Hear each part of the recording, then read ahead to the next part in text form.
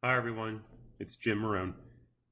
Hopefully you had an option to download the program. I tried sending it to you through Walden's email, but it came back saying that it was too big of a file. So I would just encourage you to go under Sculptris's website. It will take you to the company called Pixelogic, and then right here is the free download option, and you can download it for either Mac or Windows. Once you do download the program and you launch it, you'll see what looks like a giant bowl of clay. And you can start zooming in and out with the scroll wheel. And what I try to tell my students in the beginning is just explore, get your feet wet, see how these tools work. There's really no wrong in the beginning.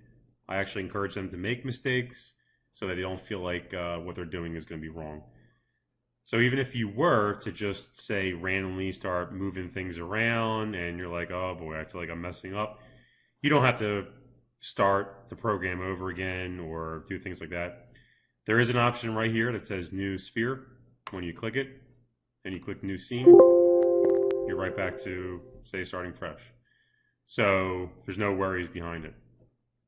But what we do in my class when we do use this program is we try to look at these tools, no different how you would look at any type of tool in real life.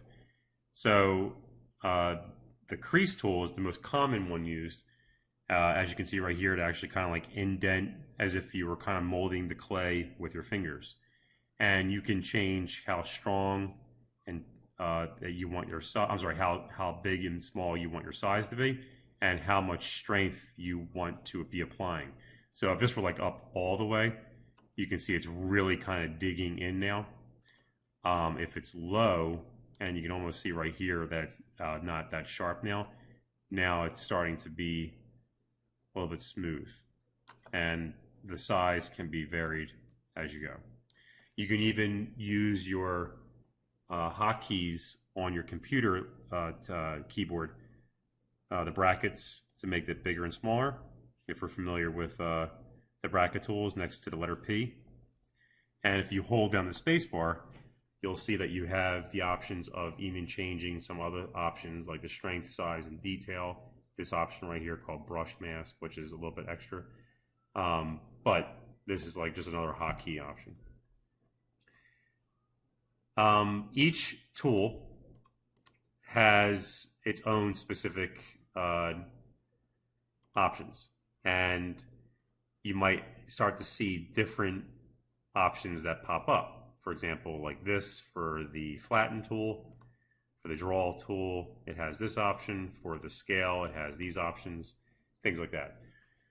At any point, you can toggle them on and off just to see if you like it. And the great thing is that even if you did, say, for this crease, start making some marks, and I go over here to the, say, scale tool, and say I want to make my clay ball a little bit smaller, and you felt like you messed up, right? Because maybe you clicked that button and maybe you thought maybe it was doing something. You don't have to restart or even use that new sphere. You can do Control Z. So there is a few different options of restarting. You can't really go back that far with Control Z. It has some limitations. I think maybe like you can go back maybe 10 times, but don't quote me on the exact number, but it's not like an endless amount. But at least it's an option to help you if you made, like, say, a mistake, like, say, 3 clicks ago or something like that. But the crease one is probably the one you want to use in the beginning because it kind of helps you learn to shape things out. And as you can see right here, I'm starting to just kind of shape it out. The symmetry button will automatically be triggered when it's on to help you keep both sides even. What I would encourage you not to do in the beginning is toggle that out. And if you did, you'll notice that it now is concentrating on one side. And that might be a great thing to do because maybe you want to put something just on that one side. Say I want to make it look like his mouth is open right here, but his mouth is closed right here if I were to make a face. You can certainly do that, but if you start to play around with it on one side and you're like, all right, let me go back and start playing around with the symmetry, and you click that and you press OK, you'll notice that what you did right there is gone. And the reason why is because it's a great program for doing 3D designs. You can then take this program, you can take the file when it's done and export it to a 3D printer, and you can actually even print your 3D designs. But it does have its limitations. What I encourage my students to do is that make everything symmetrical first. Make sure everything is the way you want in a very symmetrical way, if you were making a face, for example. And then when you feel like you are ready to make some things asymmetrically, then you can do that as like maybe your final detail option. Say if you wanted to make it look like he had like an earring right here, or certain little specific hair pieces or whatever. All right. So back over to the crease mark. What I try and encourage my students in the beginning to do is, make a face or sketch things out. Maybe in this case, I'll make like what almost looks like eyes. And I'll just kind of shape this around to make it look like a brow. And because it's almost like playing with clay, you can see as I'm clicking, it's making a lot of like little indentations, and I can certainly vary them with my strength and size. But you do have the option of smoothing it out as you go. And now with the smooth tool, I can kind of go over those areas that maybe I felt were too rough. Maybe even kind of like use it as a tool in an inverted way to kind of help me indent and smooth other options. So you can see just by playing with that, it almost kind of made it look like the brow is kind of sinking in some more.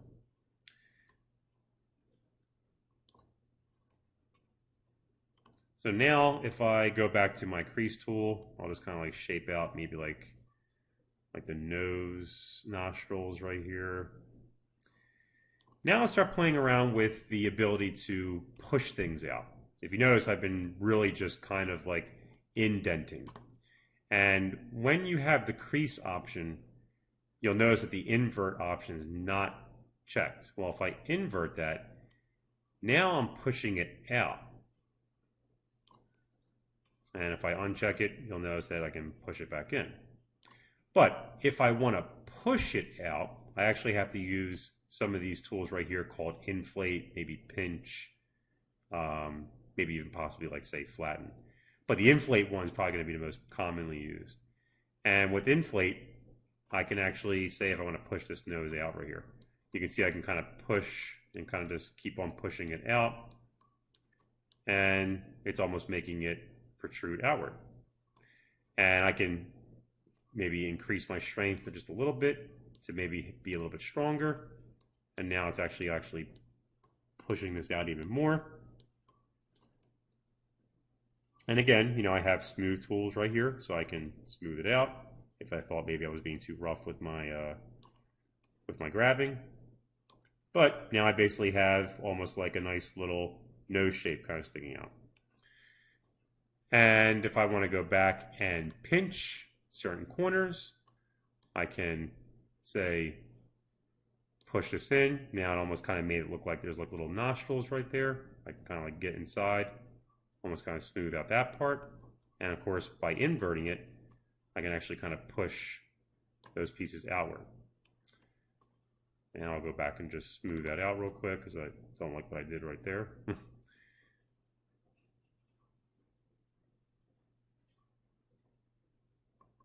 And maybe I'll make the brush a little bit wider so I can cover some more ground. All right. So that looks pretty cool as far as like a nice little nose. I got the beginning stages of what could be like eye sockets. Now, what if I don't want to make it look like it was that circular sphere shape? What if I want to make it look more like, say, squeezed on the sides or flattened in the back or whatever? So you do have the option of going over here to the flatten tool. And you'll notice that you do have some more options, but I'm going to keep them toggled off right now. And maybe with my strength, I'll just go a little bit lower, keep the size pretty large. And I'm just going to start pushing in. And you can see almost making like kind of like cheekbones. Maybe I'll push some more in the back. Maybe uninvert it so I can actually push it in. Sorry. Now I can see I can actually kind of push this in. I can even kind of hold the mouse down as I draw. And you can see it's kind of even flattening it out more. So a lot of students ask in the beginning, hey, is it only going to be spheres? Can we make, like, say, a rectangle? You can. You just got to think, okay, well, how would I make a rectangle if it were clay? I have to, stomp it on the table and mold it and slam it down if you ever played with, like, hand modeling tools, with clay. So it has the same type of properties. You just have to kind of like manipulate, push it in, things like that. So I'll just kind of push that maybe down a little bit farther. All right, so I kind of like what's going on right there. And let's go over to the grab tool. So for the grab tool, I'm going to check the global option, and I'm zooming out first, but I'm going to push his head up. And the reason why is because I'm going to drop this down. I want to make it look like it's going to start to be what could be the mouth, maybe even a neck. So if I go over to my, say, inflate, and I make my size cover a little bit more ground, maybe like, say, underneath there. Yeah, it's a little too big. I'll lower down my strength just a little bit. And now I'm going to start to push down. And remember, you can hold it down too, if you feel comfortable with that. So now that I'm holding it and pushing it down, you can almost see that I'm kind of making like what could be like considered maybe the chin in this case, which is starting to look pretty much like that. Or I can start just wiggling it around and open it up wider. So now you can see I almost have what could be like the start of like a jawline. And at any point, you can move it around and start saying, okay, yeah, you know what, that looks pretty good. Oh, maybe this is sticking out too much right there. So maybe I'll invert it with that inflate tool, and I'll just kind of push it back inside. Maybe I'll push more of these little bumps inside there. I don't like that too much. And now you can see I have what could be the consideration of a nice little head. Or a face, rather, but still like the body shape of a head. Now, what if you want to add more pieces? What if you want to add, say, another lump of clay or a ball of clay? You can certainly do that. So I'm going to go back to my grab tool, make sure the global is checked, because, by the way, if the global was not checked, then you'll notice that you can actually move this around. And that's actually kind of cool, because then you can see at first it almost looked like I was making like an angry face, but now I can see I can almost make it look like it's a completely different emotion. So there's a lot of cool options with that grab tool that can actually kind of push things down and really kind of do this. This kind of helps you if you want to start making, like, say, arms and things like that. So it's got a lot of flexibility with that grab, but very, very easy you have to be with the tools because of how meticulous it can be. I'm actually going to undo a couple of those with my Control-Z. All right. So if I go back and check the global, I can actually just slide it up, maybe zoom out some more. And what if I want to start to build maybe like a body, or maybe a small body and eventually pieces like that. So if I go over here to new sphere, I'm not going to make a new scene and start over, right? I want to add a new object. And what's going to happen is as soon as you click that, you're going to get what looks like the wireframe of the circle. And the wireframe for the circle, if you move it out, you can see now I have like two pieces. If I move it closer to the center, I have one. So I'm just going to make it be one. I'm going to click it, and now I have a new sphere. Now, don't worry if you feel like it's inside the top one, because you can see I can just kind of move it around. I actually could merge it if I want to. Say if I want to make like a bug creature or something like that. But I'm going to put it, say, somewhere on the bottom, what could be considered the body for now. Or maybe I'll slide it backward a little bit, and maybe I'll make a neck there later. So the great thing about when you have two or more pieces is that you can just click them anytime. And this can start to get a little hectic, because you are going to start to be aware. You have to be aware of that. Okay, if I'm on this, I want to play around with this. If I don't want to play with this right here, then make sure I'm on this. So you just got to make sure. Or if you press F1 on your keyboard, you're going to get the options of saying Control A, which can select both of them,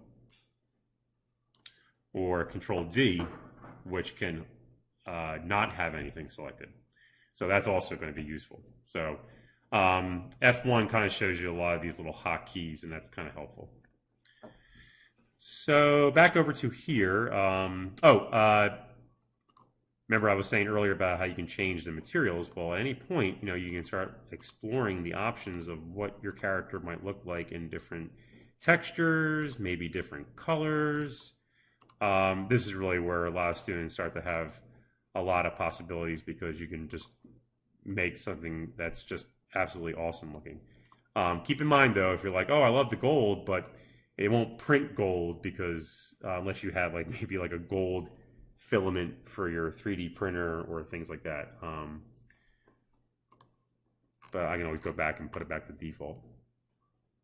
So the last thing I just wanted to explain was how you would go about saving it. So if I were to click the save button right here, you'll notice that it's going to ask me to just save it like any other file. So I'll just call this example.